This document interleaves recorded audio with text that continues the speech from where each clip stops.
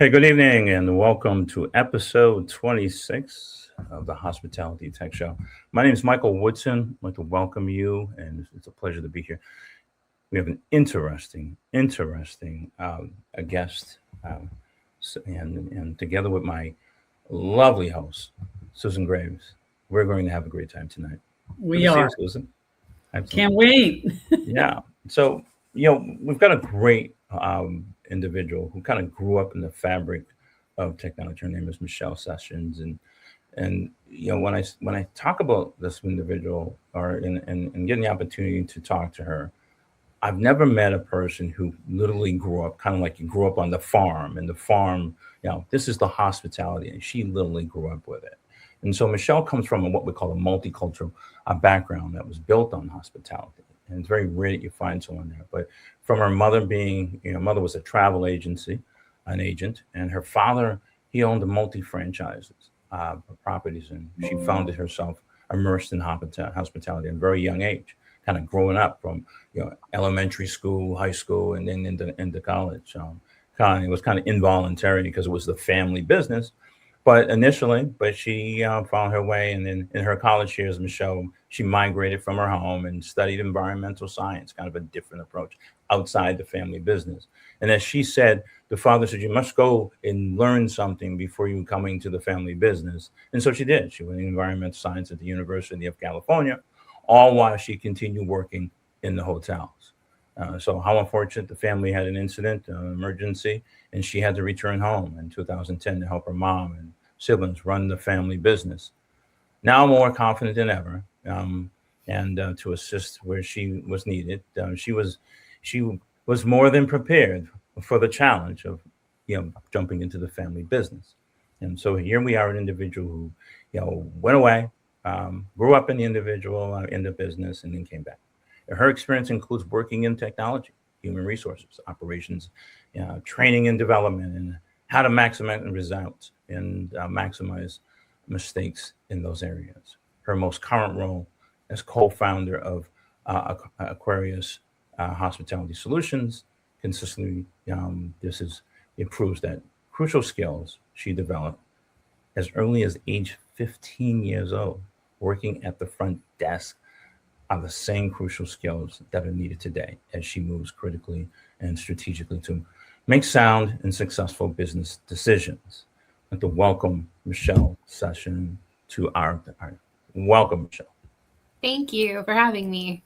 Yeah, well, thank you for being here. It's a privilege for, I'm sure, for me, and I'm sure I speak for Susan as well.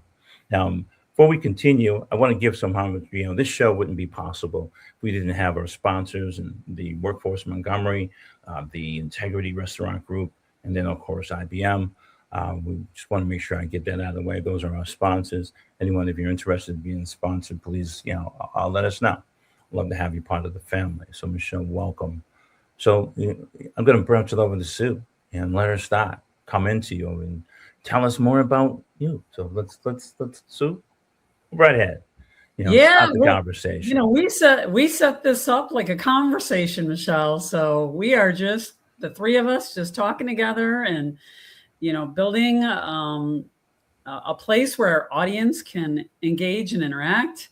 But everybody loves a great story, and Michael, told your story, but go back in time and talk about what was it like at 15, and what kind of skills are you still using today that you feel are most valuable for the industry, knowing that we're moving, quickly into AI and robotics, and give us your background on that. Sure. So, my family very much was the American dream, where my mom did a variety of different things, never went to college, was a travel agent where she met my dad, and he was working for an insurance company selling insurance and started investing in real estate, bought a house, flipped it, and ended up in hotels. And together they built a portfolio. At one point, there were 12 hotels. Now the portfolio is much more diverse and has commercial real estate and office buildings and a variety of different products. They still have 4 hotels at this point. But growing up, it was all hotels. And Wow. they were early adopters of the Holiday Inn Express movement. And they built 5 of the first Holiday Inn Expresses, 5 of the first 25 in the country. But Oh, wow. had owned parts of Independence, had owned a couple of franchised hotels.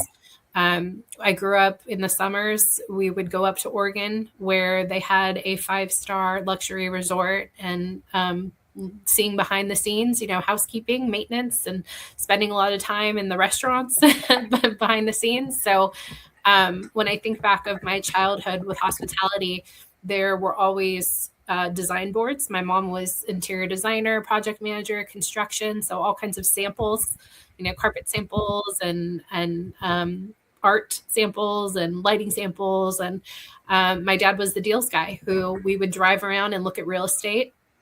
And he taught me all about what makes for a good real estate investment.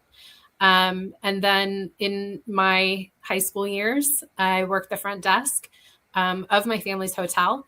And then while I was in college studying environmental science, that was the easiest job for me to get. So I continued working in hotels. Did you work in the family business when you did that?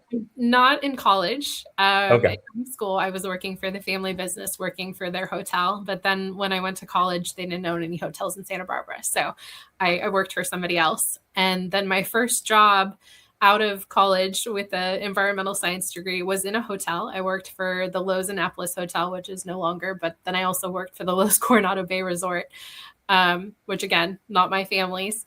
And I learned so many lessons that it has stayed with me today.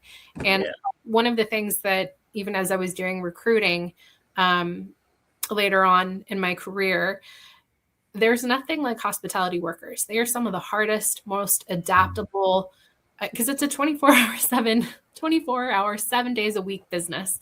Yep. And you really have to do whatever's needed to keep that hotel running.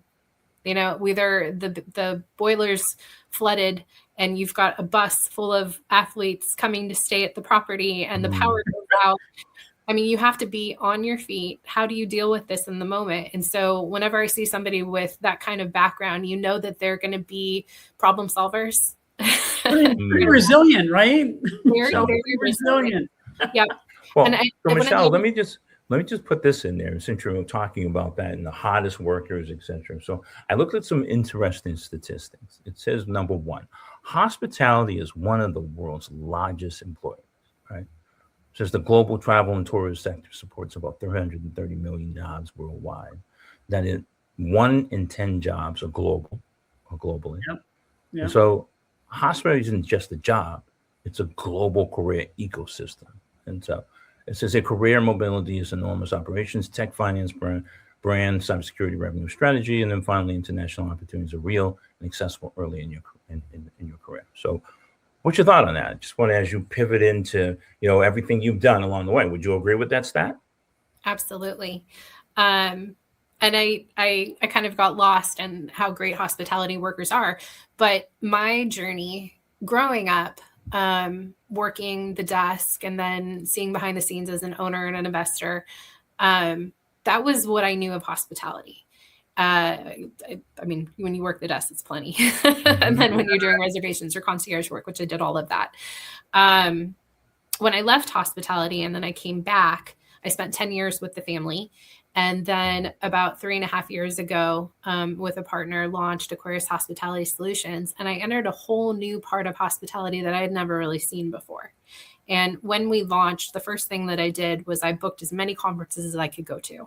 And in the past, when I had gone to conferences, it was really the brand conferences. So, went to IHG, Best Western, a number of years. But I started joining associations like AHOA and Female Founders in Hospitality and a variety of women leading travel and hospitality. And all of a sudden, I learned much later into my career just how big hospitality is as an industry.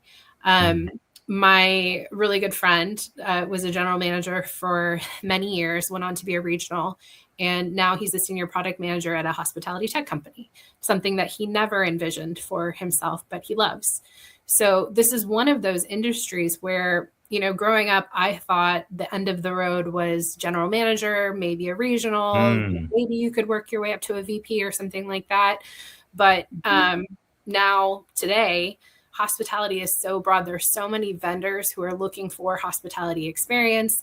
I know Lon Elliott was talking about becoming an investor, owning your own hotels, running your own hotels, but it doesn't stop there. There are literally so many different types of people catering to the hospitality industry. It's all a big part of this ecosystem. I growing up, I never knew that was possible. So enter into the scene some AI, right? So, the world's changing faster. They say technology is growing 7x. And I would argue to say it's probably 15x. But with that being said, what do our young people need to focus on now to ensure a really, really great career in hospitality? And what's the impact of AI and robotics on our industry right now? What are your thoughts on that? I have been studying this nonstop since we talked about this as a topic. And already I live in Silicon Valley, so I'm here in the Bay Area in San Francisco. And you can't escape the conversations about AI. It's everywhere and in every single industry.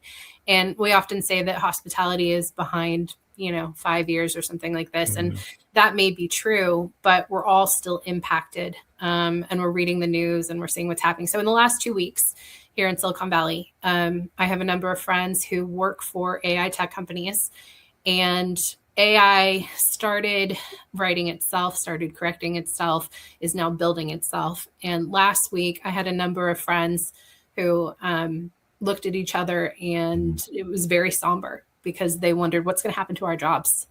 AI can now do our jobs, and this is not hospitality, right? But this is other industries, and so you wonder, how is this going to impact hospitality? Now, for the last couple of years, I've kind of described hospitality tech as the Wild West, where all these companies are popping up, they're competing with each other, they're starting to dominate. And, when you're investing as an owner and an operator into a system, part of the question you have to ask yourself is this product still going to be around 2 years from now? Like I'm investing in it, right? And I'm training my staff, but is this something that's going to last, or is it going to go away? And I invested all of this time and resources into this product. Is it still going to be there? Where we are with robotics and hospitality, it will take longer for it to really integrate it into our system, partly because we're such a people-centric business. And the technology needs to really envelop the warmth of a human being, right? Especially to make people feel welcome, and then also just to be integrated into our operations. As a young person, I've been studying this a lot recently. What do you need to know? What do you need to learn? How do you navigate this field? And I think some of the best advice is age-old advice. Number one is be curious. Yeah, agreed. Really, talk to people, build network, learn what other people are doing. And then the advice that I've seen for AI specifically, which I agree with, is get your hands dirty. And it's not just take the class and listen. It's go out and play with the tools. Yeah. Lean in. You got to lean in. You got to lean in, and you got to lean in hard. And some of the advice from some of the large tech world right now at this point is be early. So the more that you can lean in, I was literally at a Holiday Inn Express this last weekend in American Valley. And I was listening to these guys in their 20s, and they were talking about AI, and they were saying, well, have you played with it? And one of the guys built an agent to create online ads, and his agent has started selling it on the side while he's sleeping. And I think this guy was probably 25 years old. And I stopped him and I asked him, what do you do for a job normally? The guy sells solar panels, but he was like, he's like, did you see what it could do? I can build these agents. I don't even have to do anything. It's running itself for me.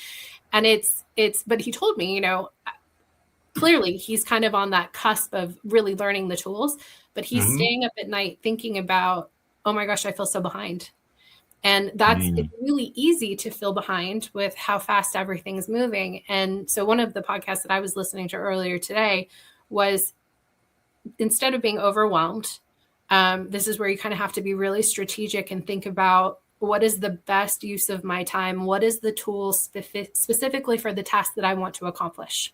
Right? Mhm. Because there's all Mhm. different kinds of tools, and you could spread yourself thin trying to learn all of them. But really think about, well, what area am I trying? What's the problem I'm trying to attack? What is the right problem to attack? Mhm. And then you dig into the tools that are specific to that. And then even leaders, you said this is one of the things that we have to consider is sometimes as leaders, we feel like we don't need to know how to use the tool. Mhm. We can delegate it to other people. This particular person argued AI is not like that. You need, as a leader, you need to get your You hands need dirty. You need exactly. to learn the tool it's Need to yourself. lean right in, You need to lean in. hands You need to on. Yeah. understand what it's capable of, what its limitations Yeah. are, how much time is going to be needed. And again, as a leader, what are the problems we can actually solve with this? And then how do we implement it? How do we build it? And then how do we make it a regular part of our operations? I like the fact that you were talking about agents, and we've moved from that, and as we're into agentic AI, that's where we're going. It's about trust, orchestrating a bunch of agents within you to do various tasks. In his case, the individual build an agent that's selling and doing things on the side. I mean, for example, traditional PowerPoint, for example, now agents can do that for you real quick in 5 minutes, all right, and have it done on a regular basis, updating things, etc. As we move into that. But there are two things that the struggle will be, and that's the issue of trust. Is it doing what I asked it to do? And will you continue to let it mature on a continuous basis as your business matures as well? Or is it able to adjust to this as quickly as change of the business? So does the business adjust to the agent, or does the agent adjust to the business? Those are some things that's going to be asked you. What is driving your business when we get into AI agents? And there's people now, whether it be AI agents, AI bots, people need to understand that and what it does. But there's a security, there's a risk there. And then people need to manage that, and they need to understand what that risk could be. Because, do I have the quote rails involved, the guardrails involved? Exactly. Well, what's interesting for me is when we talk about this, I am thinking about this from a tech point of view of, we're talking about guardrails, we're talking about building, ethical codes and trying to limit mistakes. But as an owner or an operator, it doesn't work like this. Like, it's very different. So if I'm an owner operator where I may be experimenting with AI in that it's helping me analyze deals, it's helping me write emails, maybe it's reviewing some of my legal contracts, but in general, for like hotel operations, I'm probably signing a contract with a vendor who provides some kind of technology that has AI built into their program. Right? Yes. I mean, you may have a great front desk staff agent who's helping you with marketing and sales, and they start using ChatGPT or Gemini or whatever it is to write some of your sales email, create some of your materials. A lot of mom and pops will do that. But realistically, the brands and the different programs that we're buying are going to have AI built into it. And we're hoping and we're trusting that they're building the parameters to protect us, protect our guests, protect us. And that's a standard, ISO standards. Are they doing that? Are they following this standards, and this is where privacy issue assurance comes in. There's a lot of, one of the things about the hospitality industry over the last 4 or 5 years, it's become a data rich environment. It's all about the data, right? And so, and that's a target. And as we talk about, well, it's encrypted, data in transit, data at rest. Well, fast forward to now, we haven't even talked about our friends Quantum, who's coming down the road. Okay, quantum computing. So as that data sits there, we got to make sure that we're protecting that and upholding privacy. We need to do a better job of that in the industry, so that we can assure our clients, our customers, don't have to worry about that issue. We got you. We got you back by putting in those standards up front and giving a full disclosure of how you do it, so that they know what the expectation that you are the good household, seal of approval of following best practices when it comes to your data and using AI. I think that will make people feel comfortable about it in a statement to their customers. And this is today, a good partner yes, is really important, right? Yeah. So as you're selecting your tech for your hotel, are they doing what they should be doing to protect you and protect your guests? So that's all about governance, right? So Yes. what kind of questions does an owner and investor ask to ensure that from a governance standpoint, they're not getting something that has this third party, involved that may not be checked appropriately. And so then you might have threats, right? Data threats. So as much as we try to protect our data, it seems like it's getting like harder and harder to protect it because all of these integrations that are taking place, these third-party integrations, how do you check all that? Yeah, I mean, this is actually something that also came up on your interview with Lon Elliott. But as an investor or an owner, this is where the brands actually really are helpful versus being an independent. Because as an independent, you're trying to make these decisions independently and vetting these. And quite frankly, you're also trying to run your hotel and make money. Versus, when you are a part of a larger brand, they have committees and subcommittees, and they have lawyers and teams of lawyers vetting all of these different things. And so there is safety in numbers.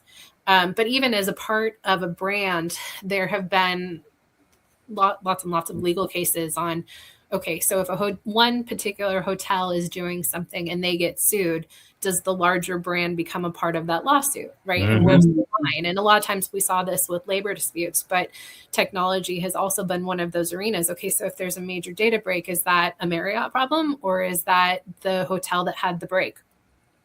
And that's a big issue. That's a huge issue right now, as in the franchise business, franchise versus corporate owned. Right. But technically, when someone says, it says Brand X had a breach.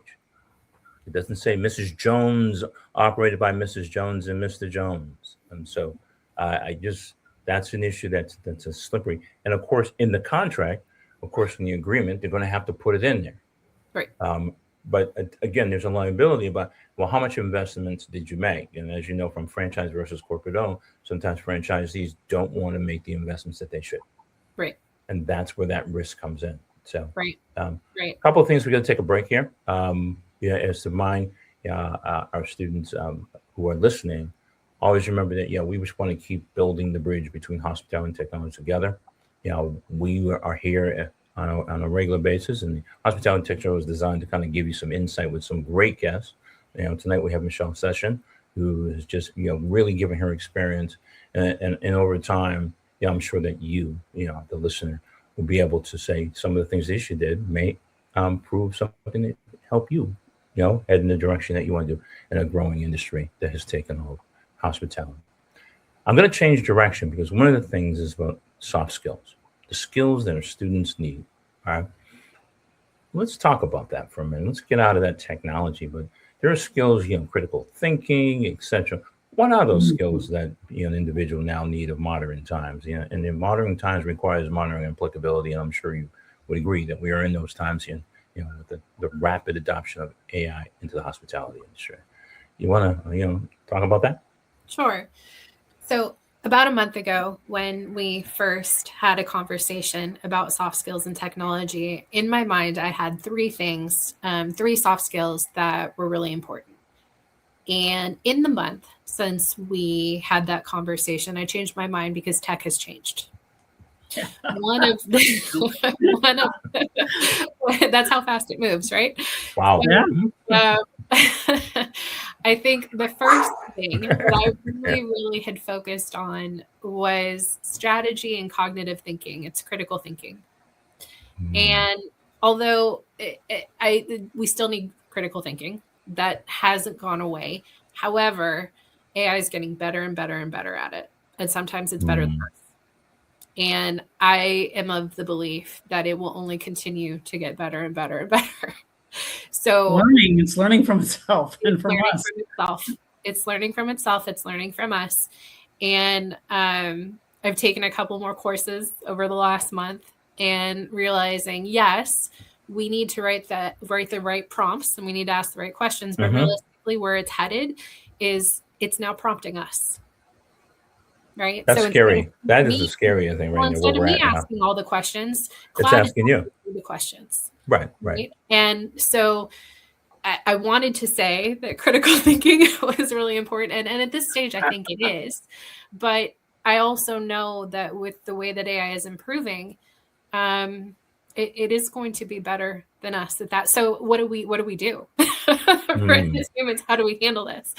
And part of what I have been seeing, I think the number one critical skill that I see actually is networking.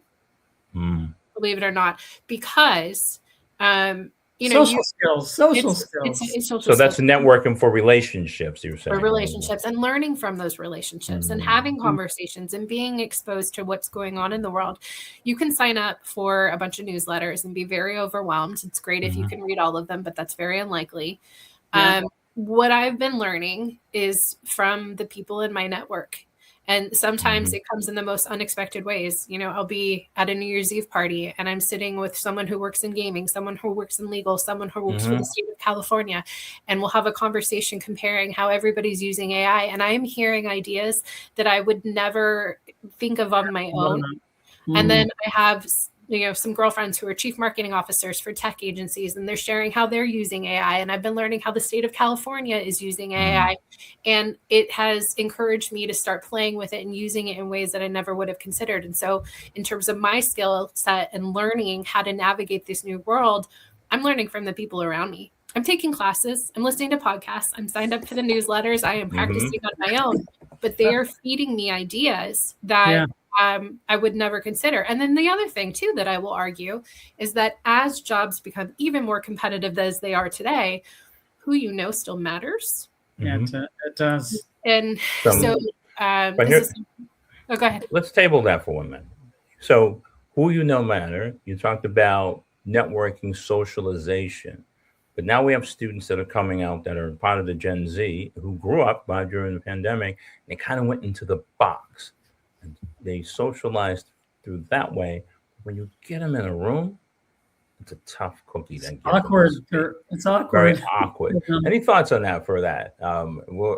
What's your thought on that one? Sure. That's funny because one of the contracts I did was for one of the top 5 major tech companies in the world. And they hired me for their global AI team to help their high-level technical managers talk about their high-level tech work with non-technical people. Basically, it's a communication class, right? It's storytelling, but it's also how do I talk about my really technical work to someone who doesn't work in this? And it is a skill set. It is a muscle. And so networking is something where you go out and you practice. And what's funny is I've given a lot of talks and presentations on networking and how to build relationships. And one of my favorite resources that I point to is from 1937.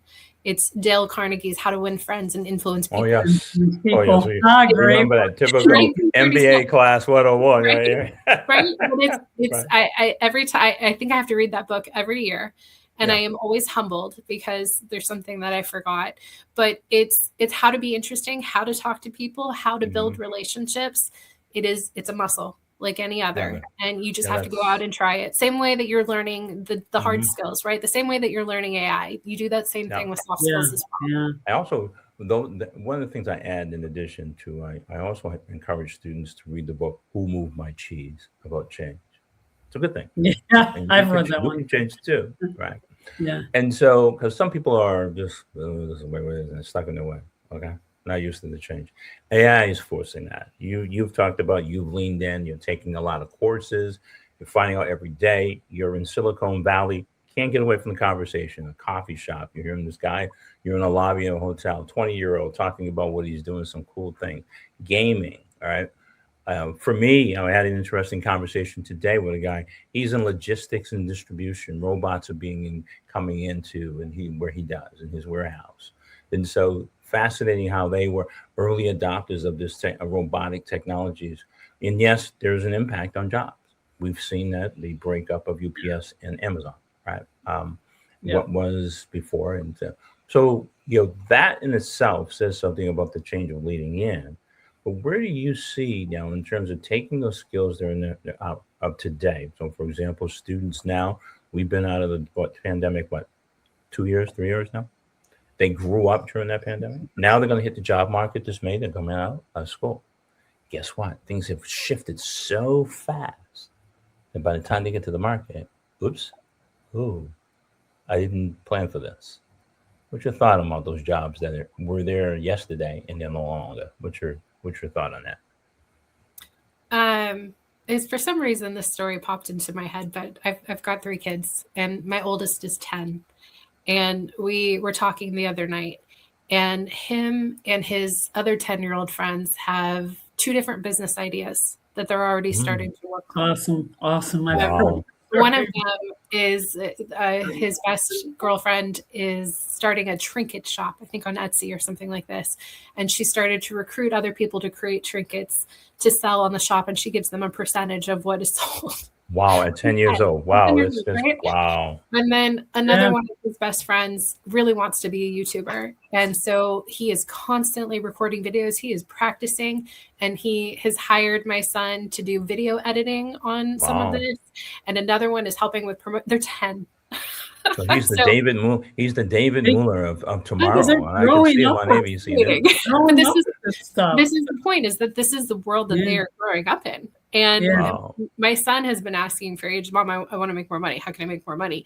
And I'm telling him things like, you can do a bake sale. You can go wash a Go car. He's looking at you like lawns, right? cross-eyed. Right? Really? No. Go Yeah. mow lawns. Listen, the lemonade, mow the lawn Yeah, type do you of want to thing, learn and how to selling clean cookies. toilets? No, no, It might be gone. I don't know. Right. no, it's not gonna happen. Instead, these kids are finding ways. They're studying and they're learning. So, the jobs that don't exist anymore, it's that curiosity factor. And again, he's networking. He's leveraging his relationships to build See? business. At 10 years old. At 10 Leverage years it. old. Wow. So take a 10-year-old like that, right? With that kind of experience Mm. and with his friends, and then fast forward that. What does a leader need to be prepared for when that 10-year-old becomes 15, 16, 18 in our industry? It's I mean, scary. leaders can't stay the same either. These Right. No, they GMs can't. and AGMs and Right. Mhm. regionals. And she said that. And she what said do that, they- right? What do they need to do different to Well, prepare themselves? I was also listening to someone talk about this, but I'll give a great example. Is for our hotels, we have teams of lawyers, right? We have there's 20 lawyers, and they're all different specialties. But there's one lawyer in particular who's older, and my brother, who now runs the company, was working on legal contracts, and he wanted to let me show you what I can do with AI for my legal Wow. contracts. And that lawyer, he decided he's retiring. Wow, because he pushed out. He felt intimidated by it. Right. And so there will be, depending on your age, Mhm. there were people who would just get out. But if you're not in a place where you have to learn these things. You have to start using it. You have to build it into your business. Yeah, And back to that you lean can't wait. in content. Yeah, you can't wait. Because you have to lead, right? If you're a director, if you're a CEO It's all of a over the company, place. you've got to nail the strategic value. And this is where we talk about, I talk about, in the boardroom. I'm working on a project about governance in the boardroom and conversation related to AI. And the thing is that they need to be more strategic. They need to understand the business value of the artificial intelligence and what it can do for them across people, process, technology, and how we handle data. And this is so important. The concept is lean in. And I hope you can kind of take that and just use that. Concept for tomorrow, today is lean in. Because if But you how don't, But how strategic do you think they really need to be? You used to sit in a boardroom and do a 5-year plan. I don't think you can do a 5-year plan anymore. Things are changing too fast. So, Yeah. And you need checks and balances. You have to do the gate thing type of thing. Is it, do I do 6 months? Do I do a quarter? Because in a quarter, for example, let's start. We're in FY26 Q1. By Q2, Q3, we're going to be talking about quantum computer technology, right? The conversation of AI governance is over. We already know about that. Let's move on, all right? Let's move into agents, right? Orchestration of agents and bots, and understand the security and risk behind with that. But the thing about it is that, you're right. Here we are about strategic planning. I think it's a 6 months exercise. That's my take on that. Every So 6 months you need something. I'd like to share another story about another industry. One of my best friends works for the state of California in a small government agency, and she's been in her role for, I don't know, 25 years or something like this.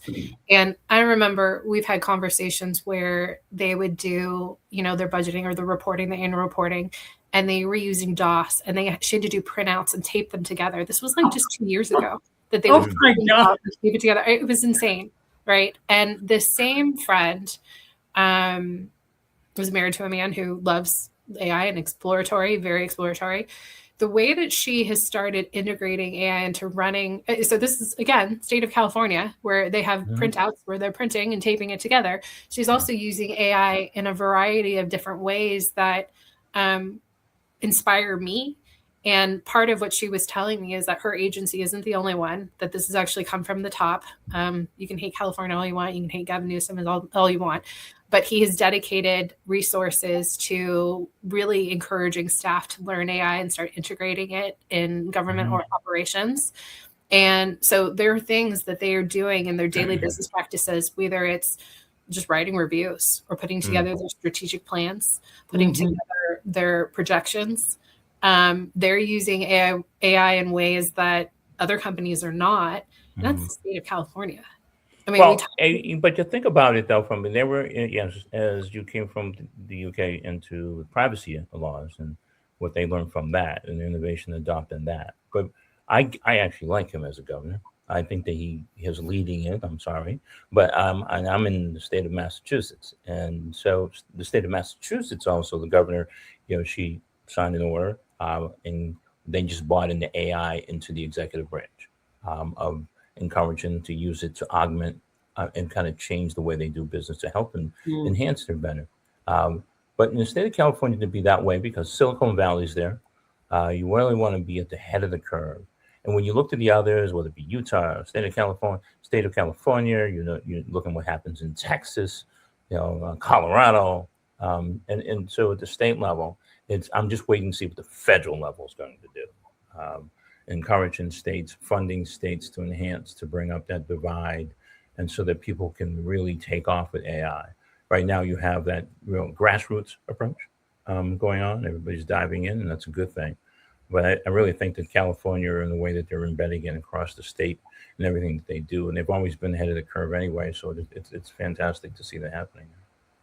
Do you see disparity growing between, in our business in hospitality? Think about the independent hotels, the mom and pops, and then the brands. Do you feel like there's disparity that's going to be growing there, and the gap is going to widen from those who have the intelligence and the AI to those that don't? Or do you feel like AI is leveling the playing field for everybody? What are your thoughts on that?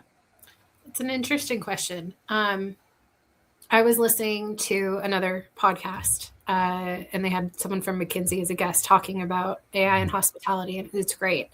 And one of the things that he said that I really appreciated was that, you can use AI to run the business in a lot of ways, but if your product isn't good, you got to make sure your rooms are clean. Yes. And you have to make sure that you're delivering an experience to your guest that right now AI can't touch.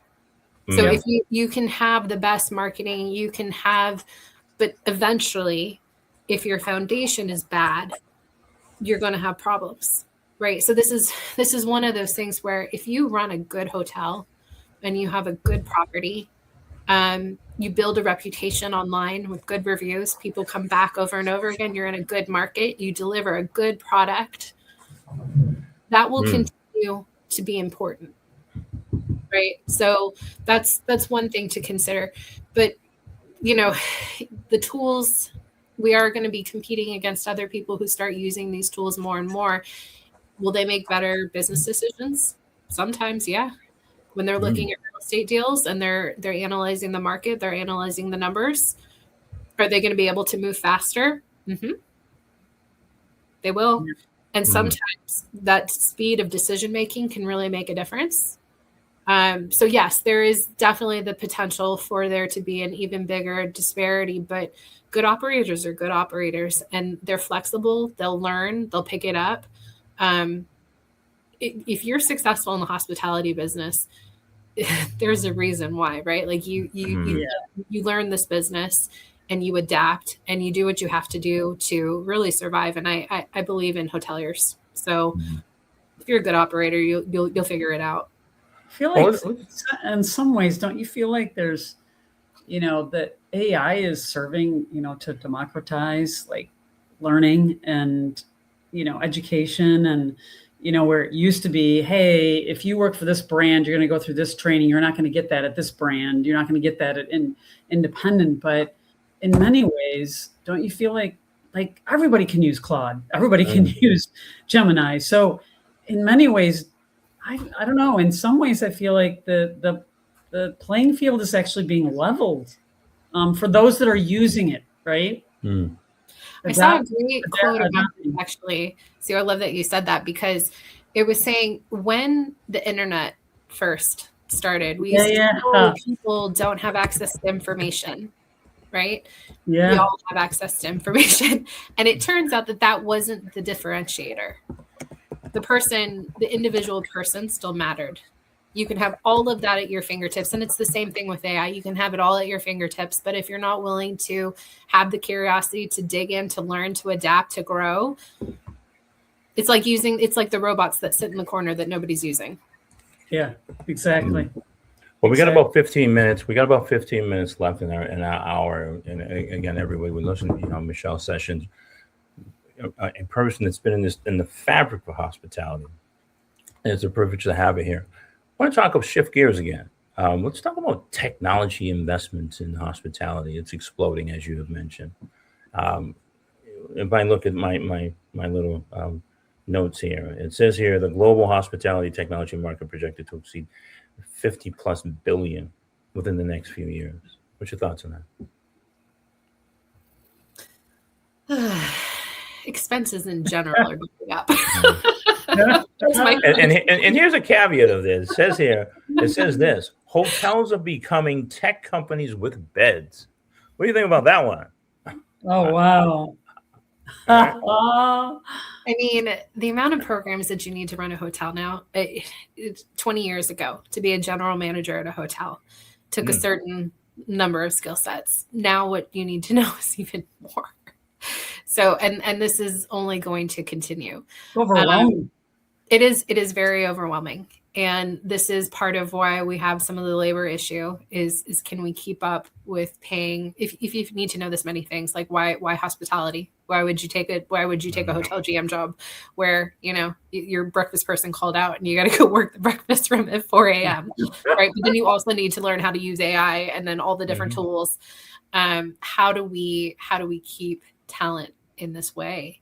And I think as an industry, creating road paths for success, creating career ladders, creating opportunities, creating culture, investing in your employees. As we move in this technological revolution that we're in, certain skill sets are going to be more and more important. And I'll give another really great example. Is I was at the opening of a really cute little inn this weekend in Napa Valley.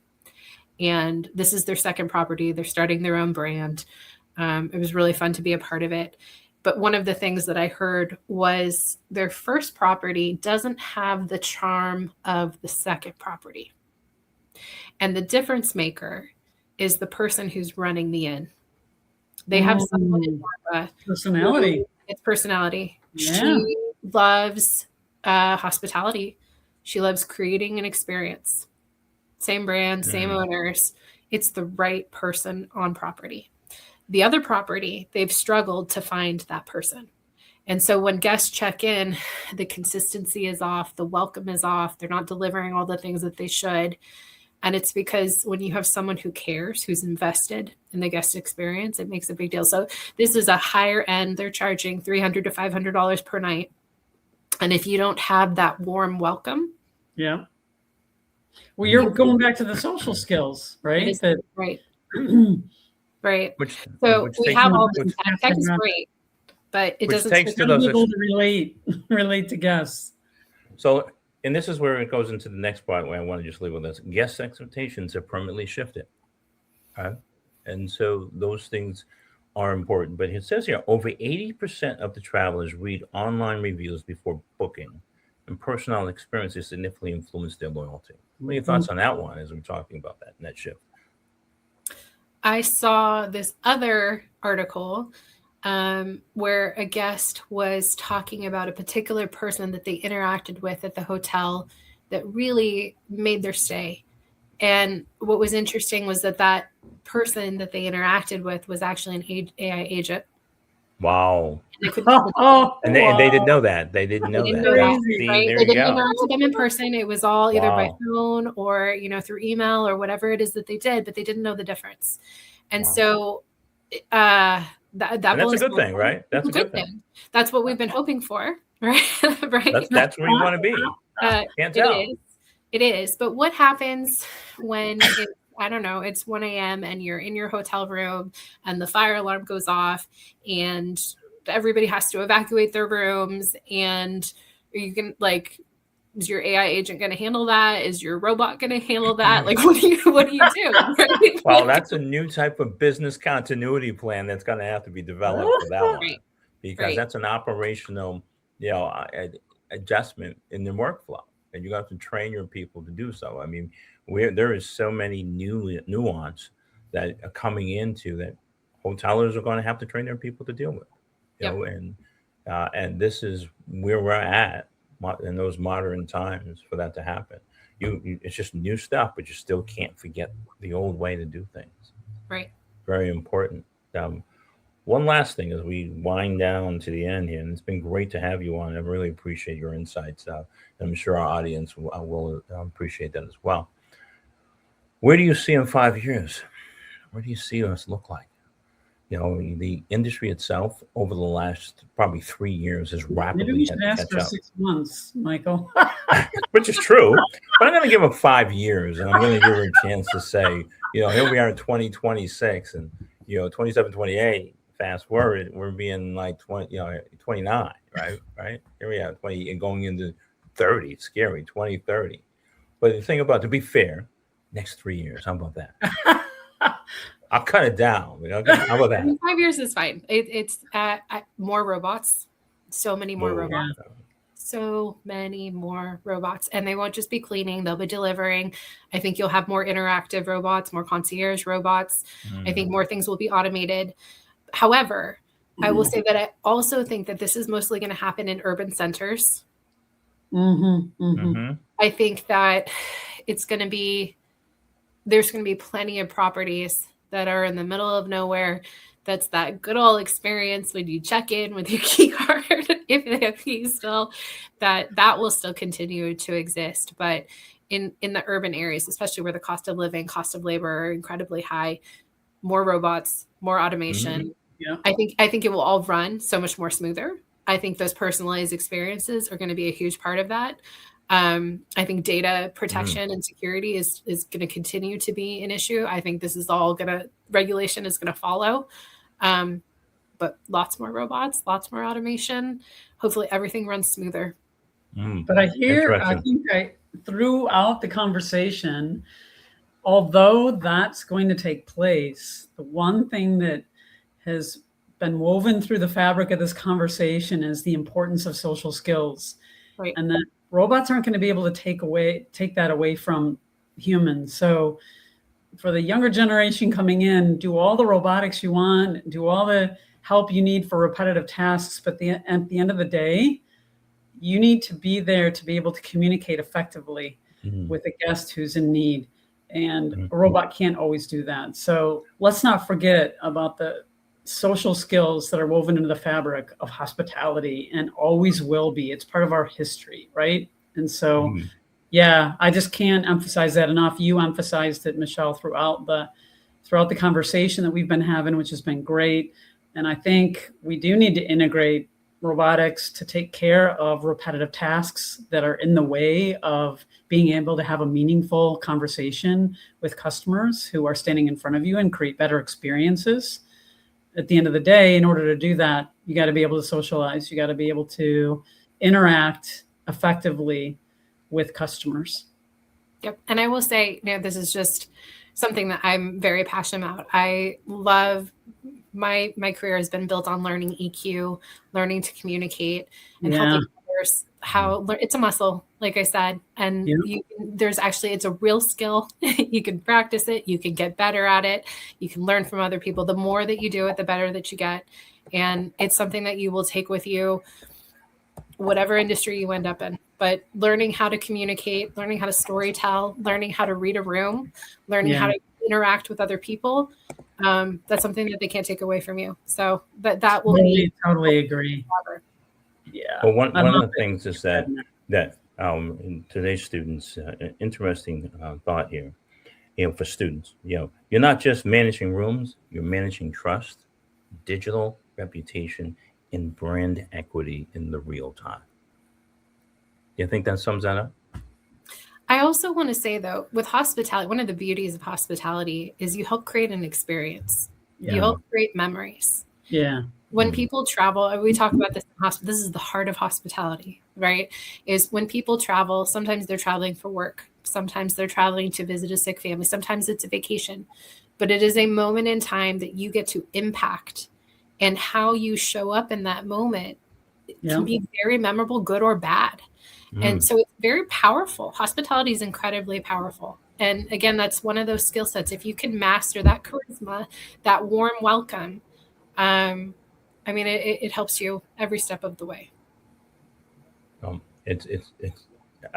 have to say, this has been an incredible hour of really learning. We could go on for probably 2 or 3 hours, and and then I'm going to tell you, because you have a wealth of information. You're an encyclopedia of what it was, where we are now, and where we're going. And I've really enjoyed this conversation. I can clearly see that we will have you on again. Hopefully you will not say no. All right. All right. It's been a pleasure, Michelle. It was a lot of fun. And Michelle, any last words that you want to just take to our audience that you want to leave in your thought process? We've got about 3 minutes left, 4 minutes before that comes off like the Gong Show, and they take me off. So. Well, if you've made it this far, thank you for staying with us. But just keep learning, stay curious, and believe in yourself. You've got this. Yeah, that's good. Awesome. That's good. Well, it has been a pleasure, Michelle. And once again, audience, we, kudos, clap. I've really enjoyed it. And I hope you will too, as you listen to this hospitality show. And, let's keep building the bridge between hospitality and technology together. My name is Michael Woodson. Susan Graves, here you go. And you are Miss Susan Graves. Experience Live. Right. And we've had a great guest session in her company, and it's been great. And so she's the co-founder of Aquarius Hospitality Solutions, and it's been great. So again, until next time, same channel and same place here at the Hospitality Show. Want to give kudos to our sponsors, the Workforce Montgomery, and also the people at Integrity Restaurant Groups, and also Danny Barnett at IBM.